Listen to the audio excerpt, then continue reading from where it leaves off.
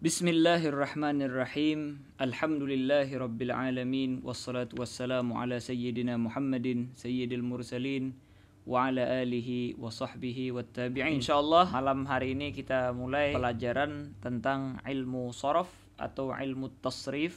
Bisa dibaca dua. Sebahagian daripada ulama mereka mengedepankan kata-kata tasrif daripada sharaf. Karena kata-kata tasrif di sana ada tambahan ta dan ya. Maka kata para ulama, ziyadatul mabna tadullu ala ziyadatil ma'na. Bertambahnya daripada bina itu menunjukkan daripada bertambahnya makna. Sebagaimana di nahwu kita menjelaskan sebahagian mabadi fan ini, maka di sini juga kita menerangkan sebahagian daripada mabadi yang penting juga. Selebihnya tidak kita sebutkan. Karena apa? Karena ini bagi pemula yang belum pernah belajar daripada sorof. Kalau kita panjang-panjang di dalam mabadi'nya, itu membatalkan daripada minat pelajar untuk belajar daripada seumpama daripada kitab ini. Nanti di matan musannif akan memulai dengan definisi, maka kita pun membahas dari segi definisi. Bagaimana kemarin kita di nahwu juga memulai dengan definisi, maka di sini juga kita memulai dengan definisi. Bismillahirrahmanirrahim. I'lam, ketahuilah kata beliau. Anna tasrifa, bahwasanya atau sesungguhnya tasrif itu mempunyai definisi. Definisinya segi bahasa kata beliau fil lughati at-taghyiru, yaitu adalah suatu perubahan. Apapun daripada perubahan itu adalah sharaf secara bahasa. Coba kita lihat firman Allah Subhanahu wa taala, wa tasrifir riyah. Jelas itu ya. Ai taghyiriha min halin ila hal wa min jiha ila jiha. Yaitulah perubahan riyah, perubahan daripada angin dari satu keadaan ke keadaan yang lain. Yang awalnya panas menjadi dingin, yang awalnya dingin menjadi sedang. Terus dari utara ke barat, dari jihad satu ke jihad yang lain. Mafhum itu ya? Ini namanya tasrif secara bahasa. Dan kita tidak perlu panjang lebar lah tentang tasrif secara bahasa ini. Yang kita inginkan bagi mubtadiin yaitulah mengenal daripada makna tasrif secara apa yang diistilahkan oleh ulama sharaf sendiri. Maka tasrif secara istilah itu ada dua definisi. Ada definisi ilmi, ada definisi amali. Apa maksudnya definisi ilmi? Yaitu adalah definisi secara ilmuwan yang kita pelajari. Ada juga definisi secara praktek amali. Musannif di sini beliau mendefinisikan daripada sharaf secara praktek, secara amali. Wa fis sina'ati kata beliau, dan di dalam as-sina'ah, di dalam istilah ulama sharaf. Apa definisinya? Yaitu adalah definisi secara amali. Apa secara amali? Yaitu adalah secara praktek. Apa kata beliau secara praktek? Tahwilul aslil wahidi ila amsilatin mukhtalifatin lima'anin maqsudatin la tahsulu illa biha. Jelas itu ya? Tahwil, merubah. Al-aslul wahid. Apa al-aslul wahid? Yaitulah asal yang awalnya cuma satu kosakata. Di sini beliau mentakbirkan aslul wahid karena asal usul daripada kosakata itu ada khilaf antara ulama Basriyin sama Kufiyin. Ulama Basriyin mengatakan al-aslul wahid, asal daripada kosakata yang satu itu yaitu adalah masdar. Adapun indal Kufiyin itu adalah fi'il madhi. Sebagai contoh, daraba yadribu darban fahuwa daribun. Ini kan kosakatanya sama aja, daraba. Yadribu ada daraba, darban ada daraba, fahuwa daribun ada daraba. Yang mana yang aslul wahid ini? Asal dari kosakata ini dari mana? Nah, ulama Basriyin mengatakan bahwasanya aslul wahid yaitulah dorban ini. Dari dorban maka menjadi doroba. Dari dorban menjadi yadribu. Dari dorban menjadi dorib. Dari dorban menjadi madrub. dari dorban menjadi idrib, dari dorban menjadi la tadrib. Jelas itu? Adapun ulama kufiyin mengatakan bahwasanya aslul wahid dari doroba. Dari doroba inilah menjadi yadribu, menjadi dorban, menjadi fahuwa darib, menjadi madrub, menjadi idrib, menjadi la tadrib, madribun, madribun, midrabun. Semua itu dari doroba. Dalam artian, makna daripada ungkapan musannif tahwilul aslil wahid, merubah daripada asal kosakata yang satu itu. Apa maksudnya asal kosakata? Yaitu adalah merubah masdar menurut ulama Basrah, merubah fi'il madhi menurut ulama kufiyin. Kemana merubahnya? Ila amsilatin mukhtalifah, kepada gambaran yang berbeda-beda. Menjadi ad-darab ini menjadi doroba, menjadi yadribu, menjadi darib, menjadi madrub, menjadi idrib, menjadi la tadrib, menjadi madribun, menjadi midrabun. Ila amsilatin mukhtalifah. Jelas itu ya? Itu menurut ulama Basrah. Kalau menurut ulama Kufah, yaitu adalah merubah daripada aslul wahid, yaitu adalah fi'il madhi yang awalnya doroba satu ini, kepada bermacam-macam gambaran. Yang mana doroba menjadi yadribu, dorban, dorib, madrub, idrib, ila akhirih. Fungsinya apa ini? Lima'anin maksudatin la tahsulu illa biha. Untuk mencapai beberapa makna maksudatin, yang dituju, yang diinginkan. La tahsulu ay la tahsulul ma'ani. Jelas itu ya? Tidak diperdapati makna-makna tersebut illa biha, kecuali dengan merubah bentuknya, merubah gambarannya. Kita kasih contoh memakai madhab Basriyin sekarang ya. Asalnya kan ad-darab. Kenapa kok dirubah menjadi doroba, menjadi yadribu, menjadi dorib, menjadi madrub? Ini tujuannya kita merubah gambaran kosakata ini untuk mendapatkan daripada makna-makna yang diinginkan, yang mana makna yang kita inginkan itu tidak bisa diperdapati dan tidak bisa kita capai kecuali dengan merubah. Seperti ad-darab, ya. Ad-darab, masdar itu cuma menerangkan tentang pernah terjadi pukulan. Ad-darab itu cuma kalau kita bilang dorban, suatu pukulan, kejadian pukulan. Jelas itu ya?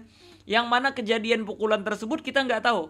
Apakah di masa lampau, apakah di masa mendatang, ataukah sekarang. Apakah dia yang memukul, apakah dia yang dipukul, apakah tempat pemukulan, apakah zaman pemukulan. Itu di dalam kata-kata ad-darab masuk semua. Tetapi ketika kita rubah, oh enggak. Saya pengen kejadian pukulan tersebut di zaman yang telah lewat. Dirubah akhirnya. Ad-darab menjadi doroba. Menjadi sighah fi'il madhi. Untuk makna bahwasanya suatu pukulan tersebut terjadi di zaman yang telah lewat. Oh, saya pengen keadaan sekarang pukulannya atau masa mendatang. Maka dirubah ad-darab tersebut menjadi yadribu. Oh, saya pengen memerintah untuk memukul. Perintah pukulan. Maka dia mengatakan idrib. Oh, saya melarang untuk memukul. La tadrib. Oh, saya pengen menceritakan orang yang memukul. Fahuwa darib. Dialah orang yang memukul. Oh, saya pengen menceritakan orang yang dipukul. Fahuwa madrub. Oh, orang itu yang dipukul. Jelas ini?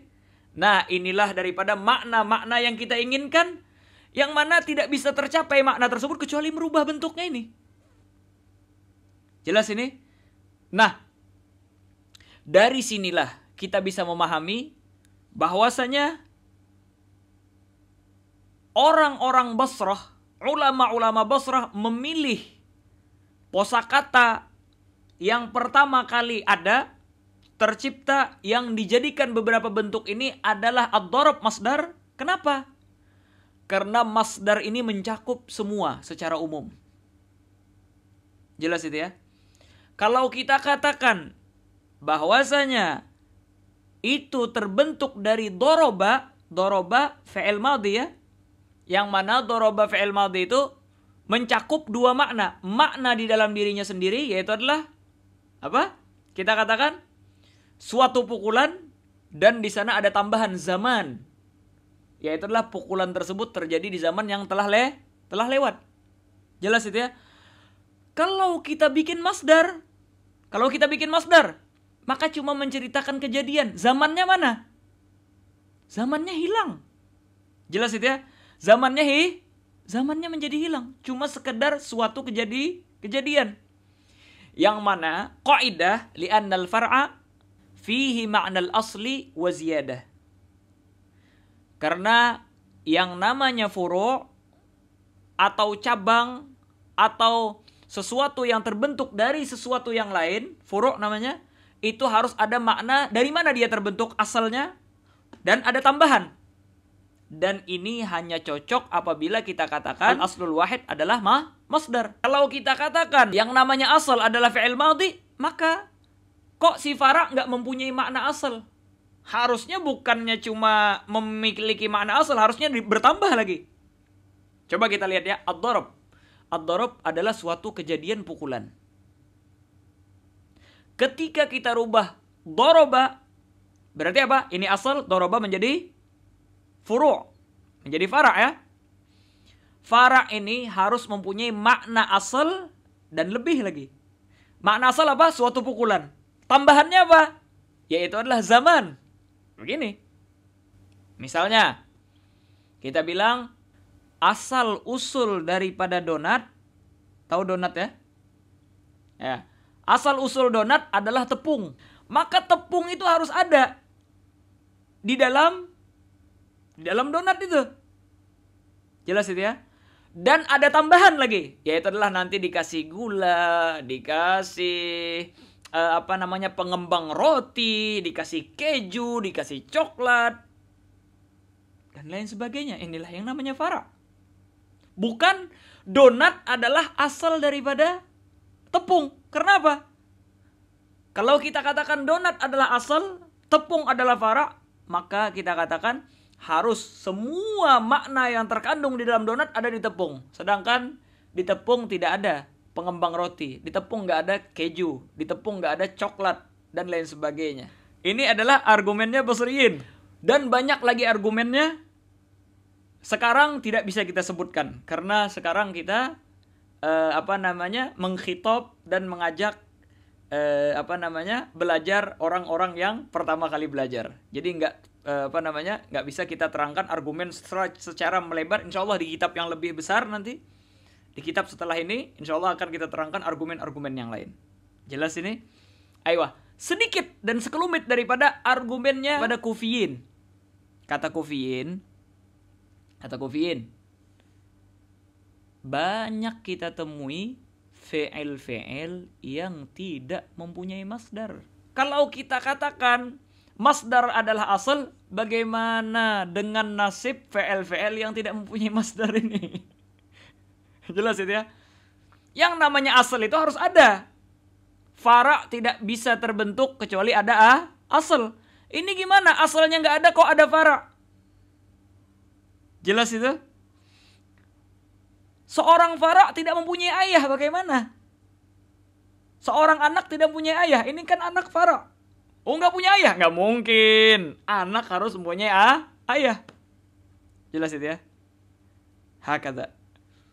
Bagaimana cara menjawab daripada rodnya tersebut? Insya Allah di kitab yang akan datang kita terangkan. Yang penting tahu dulu argumen-argumen yang kuat menurut ulama Kufah dan menurut ulama Basrah. Di antara daripada fi'il yang tidak ada masdarnya itulah da'. Cari aja, nggak ada masdarnya itu. Jelas itu ya? Ayo, kalau kita katakan ini fara' daripada masdar, mana asalnya? Intinya, menurut ulama Basrah, asalnya itulah masdar. Menurut ulama Kufah, asalnya itulah fi'il madhi. Ini kita rubah untuk apa? Untuk mendapatkan makna-makna yang kita inginkan. Kalau kita tidak rubah, maka kita tidak mendapatkan daripada makna tersebut. Jelas itu ya? Nah, dan ini adalah definisi menurut istilah ulama shorof secara praktek. Tahwil, merubah daripada kalimat. Jelas itu ya?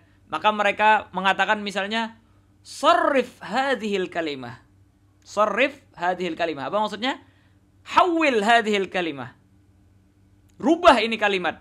Misalnya an-nasr, suatu pertolongan. Nasara, pertolongan di zaman yang telah lewat. Yansuru, sekarang atau akan datang pertolongan tersebut. Nasran, suatu pertolongan. Jelas itu ya. Nasir, orang yang menolong. Mansur, orang yang ditolong. Unsur, tolonglah olehmu. La tansur, jangan ditolong orang itu. Jelas itu ya. Ini namanya apa? Amali namanya. Secara praktek. Sarif ayat juga. Nasara, nasara, nasaru, nasarat, nasarata, nasarna. Nasarta, nasartuma, nasartum. Nasarti, nasartuma, nasartunna, nasartu, nasarna. Ini namanya apa namanya? Sorof secara praktek, amali. Adapun istilah kedua yaitu adalah istilah ilmu sorof secara teori. Apa secara teori? Secara ilm namanya, yaitu adalah ilmun bi usulin yu'rafu biha kaifiyatu tahwilil aslil wahidi ila amsilatin mukhtalifatin lima'anin maqsudatin la tahsulu illa biha. Yaitu adalah suatu ilmu yang mana ilmu tersebut kita mengetahui bi usul, dengan suatu usul. Usul seperti yang kita terangkan di pelajaran nahwu kemarin, yaitu usul atau qawaid, suatu ilmu dengan suatu kaidah. Jelas itu ya? Yang mana kaidah tadi menjadi malakah di dalam diri kita, merasuk di dalam diri kita, kita resapi dan kita pahami menjadi jati diri. Akhirnya yu'rafu biha, diketahui dengan usul dan qawaid tersebut kaifiyatu tahwilil aslil wahid. Cara bagaimana kita merubah daripada asal wahid, masdar atau madhi alal khilaf bainal Basrah dan Kufah, ila amsilatin mukhtalifah, kepada gambaran yang bermacam-macam, lima'anin maqsudatin, untuk mencapai daripada makna yang kita inginkan, la tahsulu illa biha, yang mana makna tersebut tidak kita perdapati kecuali dengan menjadikan beberapa gambaran tersebut. Jelas itu ya? Ini secara teori namanya. Dan yang kita pelajari di sini yaitu ilmu sorof secara teori. Apa sih kaidah itu? Atau usul itu? Yang dimaksud dengan usul dan kaidah yaitu adalah amrun kulliyun yantabiqu tahtahu juz'iyatuh ya. Jadi yang dimaksud dengan usul atau kaidah, mau di dalam ilmu sorof atau di dalam ilmu nahwu kemarin, ini maknanya. Yaitu apa? Amrun kulliyun, suatu perkara kulli yang mengglobal. Jelas itu ya? Suatu perkara yang global, yang tabiqu tahtahu juz'iyatuh, yang sesuai di bawah perkara global tersebut daripada juz'iyatuh, bagian-bagian yang ada kemiripan lah dengan perkara tersebut. Misalnya kita dikasih tahu cara mentasrif daripada timbangan fa'ala, fa, ain, lam yang semuanya fathah, fa'ala. Maka kalau kita mau mentasrif madinya yaitu fa'ala, fa'ala, fa'alu, fa'alat, fa'alata, fa'alna, fa'alta, fa'altuma, fa'altum, fa'alti, fa'altuma, fa'altunna, fa'altu, fa'alna. Maka setiap yang timbangannya sama dengan fa'ala, cara pentasrifannya juga seperti itu. Fa'ala sama dengan kataba. Fa'ala, kataba. Fa'alu, katabu. Fa'alat, katabat. Doroba sama ya. Timbangan doroba sama, yaitu fa'ala. Doroba, doroba, dorobu, dorobat. Jelas itu ya. Jadi apa? Ketika menyebutkan timbangan fa'ala, cara pentasrifannya seperti ini, itu adalah amrun kulli, yaitu perkara yang kita sebutkan secara mengglobal. Yang tabiqu tahtahu juz'iyatuh, bisa kita cocokkan di bawah kaidah tersebut sesuatu yang mempunyai kecocokan yang sama, mempunyai juz'iyah yang sama, mempunyai timbangan yang sama di dalam contoh kita di sini. Juz'iyah tuh kan fa'ala ya. Di antara juz'u daripada fa'ala doroba. Doroba adalah suatu bagian daripada timbangan fa'ala. Jelas itu ya. Kataba bagian dari nasara sama. Kaidah di dalam timbangan fa'ala, cara pentasrifannya doroba, doroba, dorobu, dorobat, dorobata, dorobna. Maka juz'iyahnya yang sama, timbangan fa'ala juga. Wazannya sama, fa'ala. Ini juz'iyah namanya. Banyak ini juz'iyahnya. Doroba, nasara, kataba, jalasa, qa'ada. Sama semua itu. Maka ini nama juz'iyah. Bagian-bagian daripada timbangan fa'ala. Fa'ala ini umum. Setiap yang sama fa'ala harakatnya fathah, fathah, fathah di fa, ain dan lam, maka kita lihat yang sama dengan itu ini bagian daripada fa'ala. Kita kasih contoh lain lah ya. Siapa yang memakai baju hijau dipersilahkan masuk di suatu acara di dalam gedung di barisan pertama. Maka ini adalah kaidah namanya. Kaidah secara umum, secara global. Orang-orang yang memakai baju hijau ini adalah juz'iyah daripada hijau. Juz'iyah daripada yang memakai baju hijau. Akhirnya orang lihat, oh baju hijau, masukin. Oh baju hijau juga, masukin. Karena ada kesamaan di sana, yaitu baju hijau dengan kaidah secara mengglobal baju hijau. Yang tidak baju hijau jangan dimasukin ke barisan pertama. Misalnya seperti itu. Maka di sini kita katakan fa'ala itu bagaikan baju hijau. Siapa saja yang memakai baris dan harakat yang sama fa'ala, maka cara pentasrifannya samakan seperti itu juga. Naam, itu namanya amrun kulliyun yang tabiqu tahtahu juz'iyyatuh. Suatu amr kulli, perkara yang mengglobal disebutkan, yang mana cocok di bawahnya tersebut, masuk di dalamnya, yang tabiq ay yandarij, masuk di dalam kaidah tersebut, masuk di dalam perkara yang mengglobal tersebut, yang tabiqu tahtahu, ya, yang tabiqu apa tadi? Yandarij, masuk tahtahu di bawah kaidah tersebut, di bawah naungan kaidah tersebut, juz'iyah tuh suatu juzu yang mempunyai kesamaan. Jelas itu ya? Hakata. Inilah yang kita pelajari nanti. Kalau seandainya fi'ilnya fa'ala, maka bagaimana mudhari'nya? Apakah mudhari'nya yaf'ulu, apakah yaf'ilu, apakah yaf'alu? Apa saja yang masuk dalam yaf'alu? Ini kaidah semua ini. Maka kita melihat, oh ini berarti masuk di golongan yaf'alu. Oh ini masuk di dalam golongan yaf'ilu. Oh ini masuk di dalam golongan yaf'ulu. Kalau fa'ula, maka mudhari'nya pasti yaf'ulu. Udah, ini fa'ula berarti mudhari'nya yaf'ulu. Begitulah caranya. Ini namanya amrun kulli yang dari tahtahu juz'iyah tuh. Masuk di sana juz'iyah yang mempunyai kesamaan daripada timbangan fa'ula. Misalnya seperti itu. Ini adalah pembahasan pertama. Yaitulah yang disebutkan oleh musannif definisinya ya. Ini termasuk daripada mabadiul asyrah. Inna mabadi kulli fannin asyrah al-haddu wal mawdu'u summa samrah. Ini termasuk daripada hadnya, definisi namanya. Seperti yang kita terangkan, kita tidak mau menjelaskan semuanya. Karena itu menyebabkan orang malas, bosan dan meninggalkan daripada ilmu ini. Dah, kita mau ambil yang penting-pentingnya. Yang kedua yang mau kita ambil dari mabadiul asyrah yaitu adalah al-mawdu', pembahasannya yang dibahas di sana. Ini penting ini. Apa yang dibahas dalam ilmu shorof? Kemarin di ilmu nahwu kita terangkan pembahasannya atau yang dibahas di sana yaitu adalah kalimat Arabiyah dari segi ujung daripada huruf kalimat tersebut. Mau mu'rab mau mabni, nggak ada urusan. Yang penting ada harakat di akhir kalimatnya tersebut. Kalau mabni ya nggak berubah. Kalau mu'rab makitan bisa dirubah-rubah. Jelas ini ya. Mau isim, mau fi'il, mau harf, semua dibahas dalam ilmu nahwu. Jelas itu ya? Kalau di dalam ilmu shorof, ini tidak semuanya dibahas. Yang dibahas di dalam ilmu shorof, yaitu adalah cuma al-asma al-mutamakkinah wal af'al al-mutasarrifah. Isim-isim yang mutamakkin. Apa maksudnya isim mutamakkin? Isim yang mu'rab. Isim mabni nggak disebutkan di sini sudah. Bukan pembahasan daripada ulama daripada shorof. Kenapa? Karena isim mabni tidak bisa dirubah. Sedangkan fungsi daripada shorof merubah suatu kalimat untuk mendapatkan makna yang berubah. Kalau isim yang mabni nggak bisa dirubah. Jelas itu ya. Mau dia fa'il, mau dia maf'ul, tidak ada perubahan sama sekali di dalam lafadznya tersebut. Beda kalau isim mutamakkinah. Bisa kita mendapatkan daripada makna di sana. Jelas itu ya?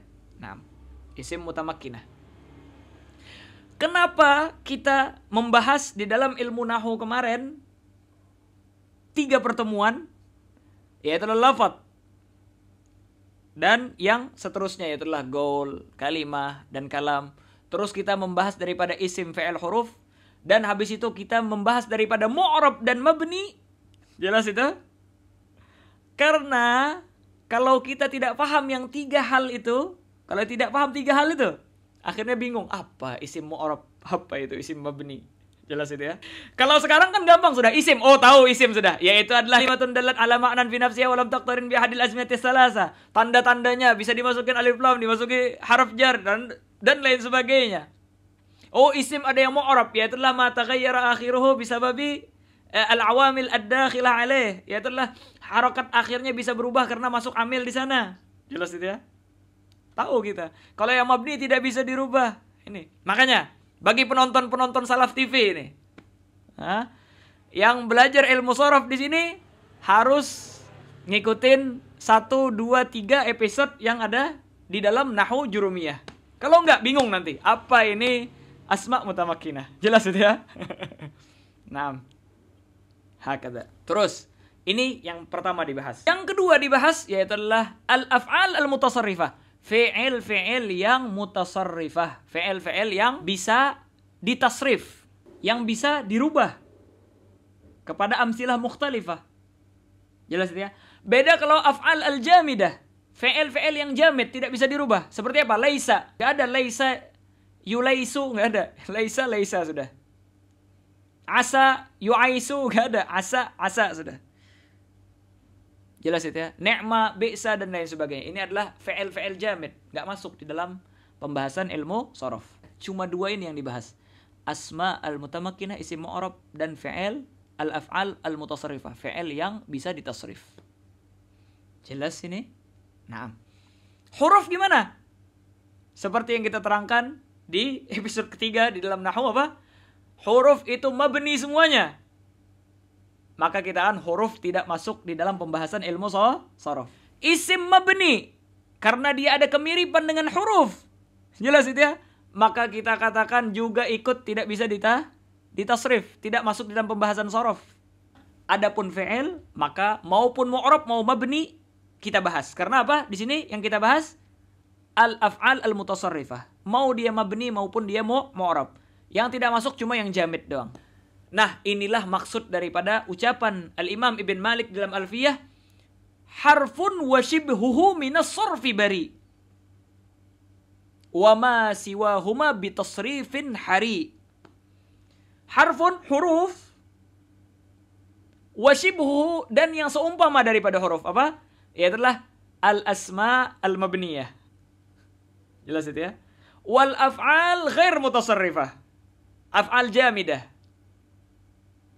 Minas sarfi bari. Tidak bisa ditasrifkan. Shorof berlepas tangan darinya. Nggak ikut-ikutan dia. Wa ma siwahuma, selain daripada harf dan yang menyerupainya, bitasrifin hari. Maka bitasrifin jadir wa haqiq. Dia bisa ditasrifkan.